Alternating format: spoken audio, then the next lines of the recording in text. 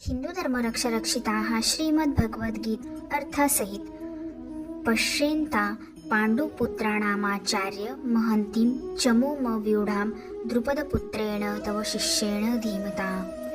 अर्थ, हे आचार्य, आपला बुद्धिमान शिष्य द्रुपदपुत्र दृष्टद्युम्न द्वारा व्यूहरचनात्मक उभी केलेली पांडवांची ही प्रचंड सेना पहा। विस्तारित व्याख्या. आचार्य.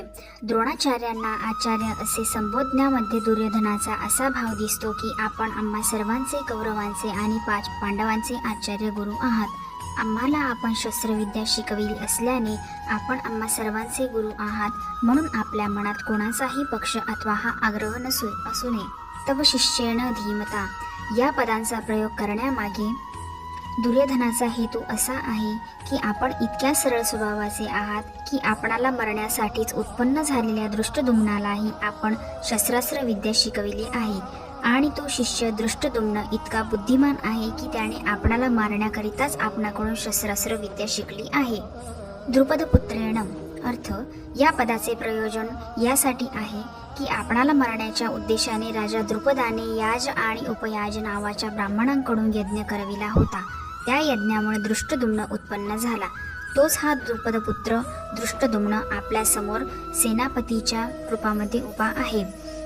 जरी दुर्योधन येथे द्रुपदपुत्राच्या ऐवजी दृष्टद्युम्नही म्हणू शकत होता, तरी पण द्रोणाचार्यांशी द्रुपदाचे जे वैर होते त्या वैरभावाचा बदला घेण्याची ही उत्तम संधी वेळ आहे अशी आठवण करून देण्यासाठी दुर्योधन येथे द्रुपदपुत्रेण हा शब्दाचा प्रयोग करतो। पांडुपुत्राणाम एताम व्यूढां महंतीं चमू पश्य.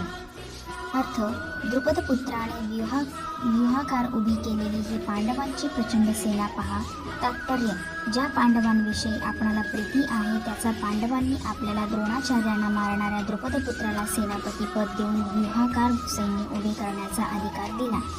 जर पांडवांना आपल्याविषयी आत्मीयता असती तर त्यांनी कमीत कमी तुम्हाला मारणाऱ्याला तरी आपल्या सैन्याचा मुख्य सेनापती केला नसता आणि एवढा मोठा अधिकार दिला नसता, परंतु सर्व काही जाणत असूनही त्यांनी त्यालाच आपला सेनापती केला आहे। जरी कौरवांच्या सैन्यापेक्षा पांडवांचे सैन्य संख्येने कमी होते, अर्थात कौरवांचे सैन्य 11 औक्षिणी आणि पांडवांचे सैन्य 7 औक्षिणी होते, तरी पण दुर्योधन पांडवांच्या सैन्याला प्रचंड सेना म्हणून दाखवितो। पांडवांच्या सैन्याला प्रचंड सेना म्हणण्याचे दुर्योधनाचे 2 उद्देश दिसून येतात। पहिला, पांडवांचे सैन्य अशा रीतीने व्यूहाकार रचले गेले होते की ते कमी असूनही दुर्योधनास जास्त भासत होते। 2. पांडवांच्या सैन्यातील सर्वचे सर्व योद्धे एकाच मताचे होते। या एकीमुळे पांडवांची थोडी असलेली सेना युद्ध बलाने, उत्साहाने फार मोठी दिसत होती। अशी सेना दाखवून दुर्योधन द्रोणाचार्यांना असे सांगू इच्छितो की आपण या सैन्याला सामान्य किंवा छोटी समजू नका। आपण आपली विशेष शक्ती लावून सावधपणे युद्ध करा।